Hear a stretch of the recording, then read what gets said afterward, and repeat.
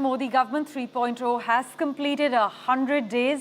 In a pleasant coincidence, it coincides with the birthday of our Prime Minister Narendra Modi, which is being celebrated as Seva Divas. But the last 100 days, the BJP says, have been historic in many ways, with the nation witnessing a slew of new development projects.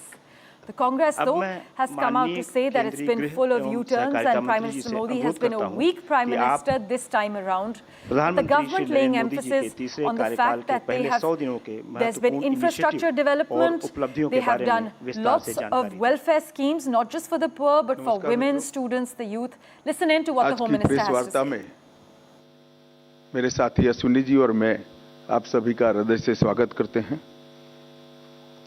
सबसे पहले तो आज प्रधानमंत्री मोदी जी का जन्मदिन है। पूरे देश में कई संस्थाएं जन्मदिन को सेवा पखवाड़े के नाम से मनाने का निर्णय किया है, जो हर साल करते हैं। 17 सितंबर से 2 अक्टूबर ये 15 दिन देश भर के सभी जरूरतमंद लोगों की सेवा में हमारे जैसे कई कार्यकर्ता इसको लगाएंगे। प्रधानमंत्री जी एक छोटे से गांव के गरीब परिवार में जन्म लेकर दुनिया के सबसे बड़े लोकतंत्र के प्रधानमंत्री बने। न केवल प्रधानमंत्री बने, 10 साल में दुनिया भर से 15 अलग अलग राष्ट्रों ने इनको अपना सर्वोच्च पुरस्कार देकर न केवल प्रधानमंत्री जी हमारे देश का गौरव बढ़ाया है। आज देश की 140 करोड़ की जनता बहुत मन के साथ इनके दीर्घायुष के लिए प्रभु प्रार्थना कर रही है। मैं और अश्विनी जी भी वो प्रभु प्रार्थना के साथ अपने आप को संबद्ध करते हैं। मित्रों, आज की प्रेस वार्ता मोदी जी की तीसरी सरकार के पहले 100 दिन के कामकाज पर आपको सूचना देने के लिए बुलाई गई है।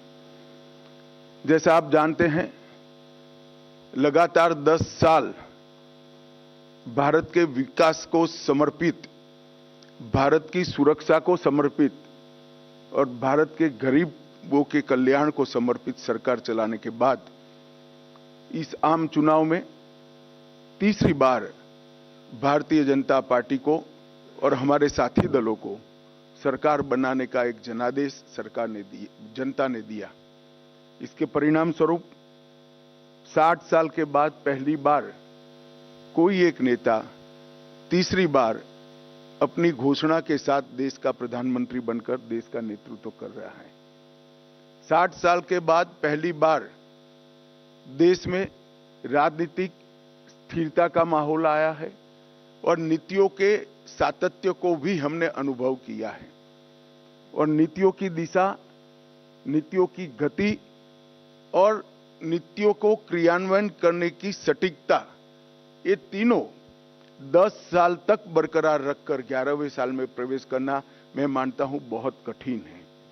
दुनिया के कई देशों में भी देखा गया जहां एक प्रकार से वाइब्रेंट लोकतंत्र है, वहां पर ऐसे बहुत कम ही उदाहरण दिखाई पड़ते हैं। और इसका कारण है कि इस 10 साल में देश की बाहरी सुरक्षा, देश की आंतरिक सुरक्षा और देश की रक्षा प्रणाली, इसको मजबूत कर एक सुरक्षित भारत बनाने में नरेंद्र मोदी सरकार ने बहुत बड़ी सफलता मोदी जी के नेतृत्व में प्राप्त की है। शिक्षा के अंदर आमूलचूर परिवर्तन, हमारे चिर पुरातन शिक्षा शैक्षणिक मूल्यों को समाहित करते हुए, हमारी भाषाओं को गौरवान्वित करते हुए और आधुनिक से आधुनिक शिक्षा को समाहित करते हुए नई शिक्षा नीति लाने का काम नरेंद्र मोदी जी ने किया है। जब मेक इन इंडिया का नारा दिया गया, काफी लोग इसका मखौल उड़ाते थे, मगर आज मैं बहुत फख्र के साथ कह सकता हूं कि भारत पूरी दुनिया में उत्पादन का सबसे चहेता केंद्र बन चुका है और ये वास्तविकता है। हमारी डिजिटल इंडिया की योजना को दुनिया के कई देश समझना भी चाहते हैं, स्वीकारना भी चाहते हैं और उसको अपने विकास का आधार भी बनाना चाहते हैं। इकोनॉमी के 13 पैरामीटर्स में, चाहे बैंकिंग हो, चाहे मुद्रास्फीति हो, चाहे विकास दर हो, हर पैरामीटर में हमने डिसिप्लिन लाई है और प्रगति भी की है। अंतरिक्ष के क्षेत्र में आज सभी लोग भारत का अंतरिक्ष के क्षेत्र में भविष्य उज्जवल है, इसको एक्नोलेज करते 10 वर्ष में आजादी के बाद पहली बार दुनिया ने रीढ़ की हड्डी वाली विदेश नीति को देखने का मौका मिला है। भारत की विदेश नीति में मेरे जैसे कई लोगों को रीढ़ की हड्डी दिखाई नहीं पड़ती थी, अब भारत की विदेश नीति में रीढ़ की हड्डी दिखाई पड़ती है। 10 साल में देश के 60 करोड़ गरीबों को एक ही 10 साल में घर, शौचालय, गैस, पीने का पानी, बिजली, 5 किलो मुफ्त अनाज और 5 लाख तक की स्वास्थ्य की सुविधाएं देने का काम नरेंद्र मोदी जी ने किया है। और हमें लक्ष्य लेकर चले हैं कि अगली बार जब चुनाव में जाएंगे, इस देश में कोई व्यक्ति घर बगैर का नहीं होगा। युवाओं के लिए ढेर सारे मौके तराशे गए हैं। आज भारत का युवा भारत के नए प्लेटफॉर्म पर खड़ा होकर विश्व के युवा के साथ दो हाथ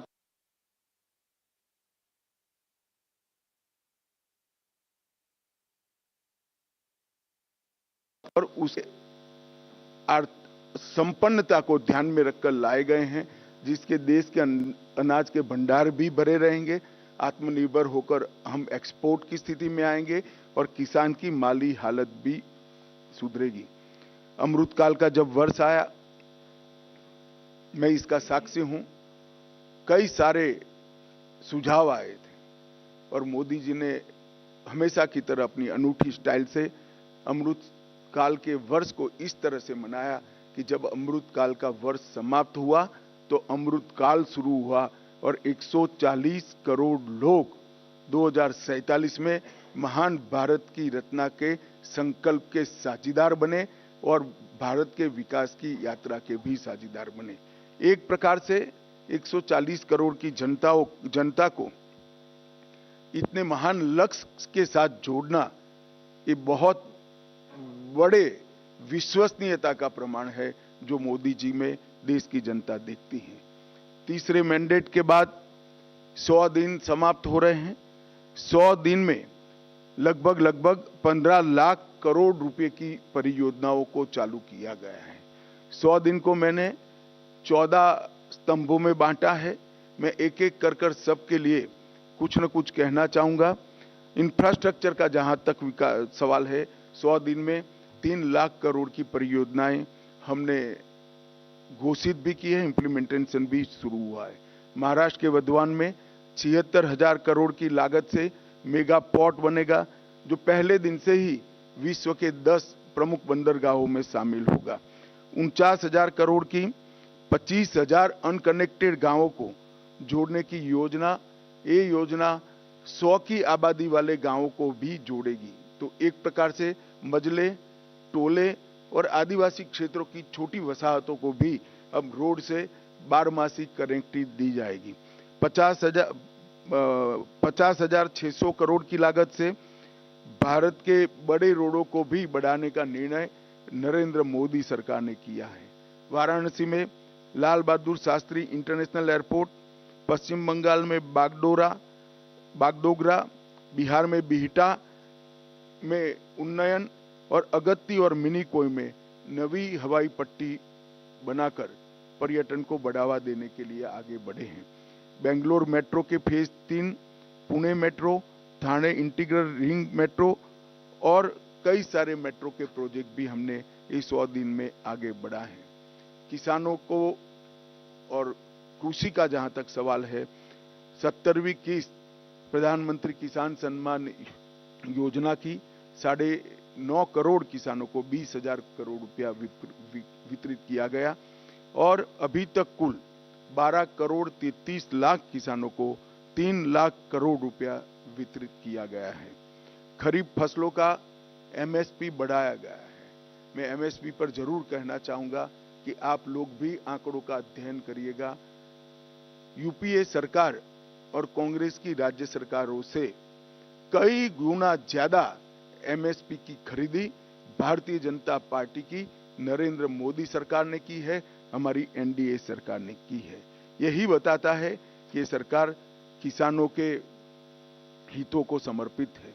मक्के से इथेनॉल के उत्पादन के लिए सहकारी चीनी मिलों के इथेनॉल उत्पादक इकाइयों का मल्टीफीड इथेनॉल इकाइयों में रूपांतरण किया गया है। अब वो न केवल गन्ने के रस से, मक्के से भी इथेनॉल उत्पादन कर पाएंगे।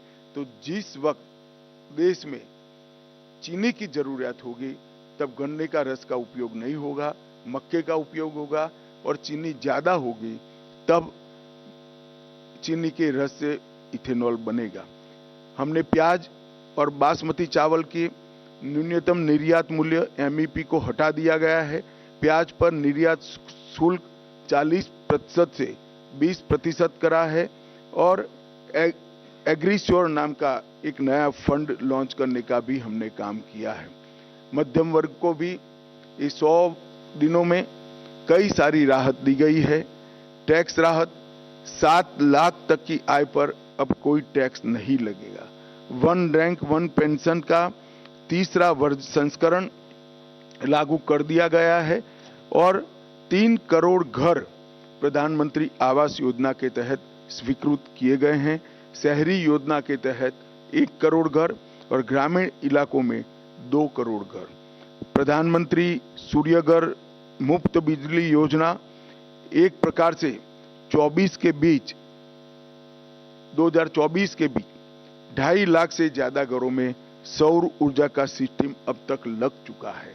एक अनूठी योजना है जिससे मध्यम वर्ग के परिवारों का बिजली का बिल तो मुफ्त हो ही जाता है, साथ में सौर ऊर्जा के हमारे लक्ष्य की पूर्ति के लिए भी वो कंट्रीब्यूट करते हैं।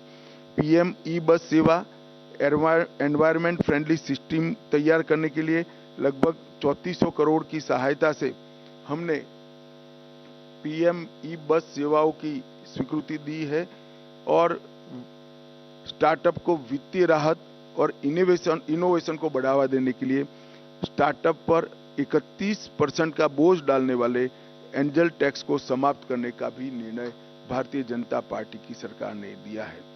National industrial corridor development programme के तहत 12 इंडस्ट्रियल जोन बनाए जाएंगे। जो 12 इंडस्ट्रियल जोन बनाए जाएंगे वो कहीं न कहीं बड़े नेशनल हाईवे से लिंक होंगे, इसके आसपास होंगे। ये national industrial corridor development programme के तहत 12 इंडस्ट्रियल जोन देश के हर क्षेत्र में बनाने का हमने निर्णय किया है। सबसे महत्वपूर्ण निर्णय मध्यम वर्ग के लिए मुद्रा ऋण की सीमा 10 लाख से बढ़ाकर 20 लाख कर दी गई है। पुराने ऋण का जिन्होंने सफलतापूर्वक भुगतान किया है वो सभी को इसका फायदा मिलेगा। एमएसएमई के लिए क्रेडिट गारंटी स्कीम शुरू की गई। छोटे व्यापारियों और छोटे उद्यमियों को बिना गारंटी से इससे ऋण मिल पाएगा और उनके व्यापार को नई सरलता और सामर्थ्य दोनों मिलेगा। सशक्त युवा ये किसी भी देश के विकास की प्राथमिक शर्त है। 2 लाख करोड़ के पीएम पैकेज की घोषणा हमने की है जो 5 साल में 4 करोड़ 10 लाख युवाओं को इसका लाभ पहुंचने वाला है। 1 करोड़ युवाओं को टॉप कंपनी में इंटर्नशिप के अवसर, अलाउंस और एक मुश्त सहायता राशि देने का भी निर्णय हमारी सरकार ने किया है। केंद्र सरकार ने भी लगभग कई हजार नियुक्तियों की घोषणा की है। कैपिटल एक्सपेंडिचर को बढ़ाकर 11,11,000 करोड़ तक पहुंचाना ये अपने आप में एक मील का पत्थर है। इससे कई युवाओं को रोजगारी के नए अवसर पैदा होंगे और हमारा इंफ्रास्ट्रक्चर भी मजबूत होगा। पीएलआई स्कीम और 12 इंडस्ट्रियल जोन के विकास से भी तजज्ञ युवाओं की नौकरियों का सृजन होगा। स्टार्टअप और एमएसएमई के लिए जो वित्तीय प्रोत्साहन हमने दिया है वो भी युवाओं के लिए कारगर साबित होने वाला है। दीनदयाल अंत्योदय योजना के तहत 10 करोड़ से अधिक महिलाओं को संगठित कर 90 लाख से अधिक स्वयं सहायता जूथ बनाए गए हैं और लखपति दीदी योजना के तहत 11 लाख नई लखपति दीदियों को ये 100 दिन में प्रमाण पत्र दिया गया है। 1 करोड़ से अधिक लखपति दीदियां प्रतिवर्ष 1 लाख रुपया सालाना कमाई कर रही है। ये महिलाओं के लिए 1 लाख का राशि एक स्वप्न माना जाता था, आज वो सम्मान के साथ अपना जीवन जी दे। इसके साथ पर्यटन दीदियों जो गाइड का काम करेगी, पर्यटन मित्रों और ड्रोन दीदी के माध्यम से सेल्फ हेल्प ग्रुप और युवाओं को पर्यटन से जोड़ने का काम भी हमने किया है। प्रधानमंत्री जनजातीय उन्नत ग्राम अभियान, इसके तहत 63,000 जनजातीय गांवों का पूर्ण विकास किया जाएगा, जिससे 5 करोड़ आदिवासियों की आर्थिक स्थिति में सुधार आएगा। ये योजना के तहत गांव को प्राथमिक जरूरियातों से और प्राथमिक सुविधाओं से संपूर्ण युक्त किया जाएगा। अनुसूचित जनजाति के दिव्यांग व्यक्तियों के लिए 3 लाख नए पहचान पत्र एक अभियान चलाकर 100 दिन में दिए गए। एकलव्य मॉडल आवासीय विद्यालय एक नए पहलुओं के साथ, नए आयामों के साथ फिर से इंट्रोड्यूस हो रहा है। वक्फ संशोधन विधेयक 2024 वक्फ संपत्तियों के प्रबंधन और संरक्षण और उसके दुरुपयोग तीनों को कमिटेड है और आने वाले दिनों में पार्लियामेंट में इसको पारित किया जाएगा। आयुष्मान भारत योजना आज देश के कई करोड़ लोगों के जीवन का, सरल जीवन का आधार बनी हुई है। 5 लाख तक का स्वास्थ्य से जुड़ा सभी खर्चा एनडीए की नरेंद्र मोदी सरकार उठा रही है और ये प्रधानमंत्री जी का बड़ा महत्वाकांक्षी प्रोग्राम है। अब जैसा हमने हमारे घोषणा पत्र में वादा किया था, 70 वर्ष या उससे अधिक आयु के सभी वृद्ध नागरिकों को 5 लाख तक का मुफ्त कवरेज दिया जाएगा। इसमें जो गरीब घर में 70 साल से अधिक वाले लोग हैं, उनको अपने कार्ड के अलावे और 5 लाख दिया जाएगा, तो उनका कवरेज एक प्रकार से 10 लाख तक किया जाएगा। करीब करीब 4.5 करोड़ परिवारों के 6 करोड़ वृद्ध नागरिकों को इसका फायदा मिलेगा। इसमें आय की कोई सीमा नहीं रखी गई है। 75,000 नई मेडिकल सीटें बढ़ाकर हम मेडिकल एजुकेशन के लिए विदेश पर की निर्भरता को लगभग समाप्त कर देंगे। हमारी पूरी रिक्वायरमेंट ये 75,000 सीट बढ़ने के साथ ही पूरी हो जाएगी और इसके लिए हमने 3 साल का लक्ष्य रखा है। नियमित टीकाकरण के लिए, उसको डिजिटल बनाने के लिए यूविन पोर्टल भी यही 100 दिन में शुरू किया गया और देश के डॉक्टरों की एक सेंट्रलाइज रिपोजिटरी बनाने का काम भी इसी 100 दिन में हुआ है। 23 अगस्त को पहला अंतरिक्ष दिन मनाया गया है। इससे किशोरों को और युवाओं को अंतरिक्ष के क्षेत्र में रुचि लेने के लिए, प्रोत्साहन देने के लिए और उनका हैंड होल्डिंग करने के लिए ढेर सारी योजनाएं शुरू की गई। अंतरिक्ष स्टार्टअप के लिए 1000 करोड़ के वेंचर कैपिटल फंड की योजना भी हुई। आपदा प्रबंधन के लिए राष्ट्रीय डेटाबेस और ग्रामीण भूमि रिकॉर्ड के लिए भुवन पंचायत पोर्टल भी शुरू किया गया। सेमीकंडक्टर, गुजरात के साणंद में सेमीकंडक्टर की इकाई स्थापित की गई और मैं आपको बड़े विश्वास के साथ बताता हूं कि आने वाले 10 सालों में भारत सेमीकंडक्टर के क्षेत्र में एक बहुत बड़ा प्लेयर बनके उभरेगा। लॉ एंड ऑर्डर का जहां तक सवाल है, पुराने ब्रिटिशरों ने बनाए हुए आपराधिक कानूनों को बदलकर 1 जुलाई 2024 को 3 नए कानून इंप्लीमेंट किए गए। भारतीय दंड संहिता, भारतीय नागरिक सुरक्षा संहिता और भारतीय साक्ष्य अधिनियम, भारतीय न्याय संहिता, भारतीय नागरिक सुरक्षा संहिता और भारतीय साक्ष्य अधिनियम, ये तीनों क्रिमिनल जस्टिस सिस्टम के पूर्ति करने वाले कानून आने वाले दिनों में हमारी क्रिमिनल जस्टिस सिस्टम को न केवल लोक भोग्य बनाएंगे, लोगों को न्याय मिलने का एक सरल रास्ता होगा, समय पर न्याय मिलने की शुरुआत होगी। और मैं बड़े विश्वास के साथ आपको बताना चाहता हूं कि 3 साल के बाद जब इसका कंप्लीट इम्प्लीमेंटेशन समाप्त होगा, हम दुनिया में सबसे आधुनिक क्रिमिनल जस्टिस सिस्टम रखने वाले देशों में से एक बन जाएंगे। शहरी बाढ़ प्रबंधन के लिए 6,350 करोड़ रुपए की नई योजना देश में पहली बार लाई गई। लद्दाख में 5 नए जिले बनाए गए। 25 जून को संविधान हत्या दिन मनाने का फैसला कर आने वाली पीढ़ी को इमरजेंसी जैसे काले दौर से देश को न गुजरना पड़े, इसलिए जागरूक करने का एक हमेशा के लिए प्रयास करने का निर्णय लिया गया। पूर्वोत्तर में हाइड्रो इलेक्ट्रिक परियोजनाओं की मंजूरी दी गई लगभग 4100 करोड़ रुपया के साथ, और राष्ट्रीय ग्रीन हाइड्रोजन मिशन को सेकंड ट्रेज को भी शुरू कर दिया गया। मित्रों, पीएम मोदी जी का युद्ध के बीच में रूस और यूक्रेन की महत्वपूर्ण यात्राओं को पूरी दुनिया आस के साथ नजर गड़ाकर बैठी है। पहली बार भारत में यूनेस्को की विश्व धरोहर समिति की बैठक हुई। आने वाले दिनों में इससे हमारी कई धरोहरों को वापस लाने में हमें बहुत बड़ा फायदा होने वाला है।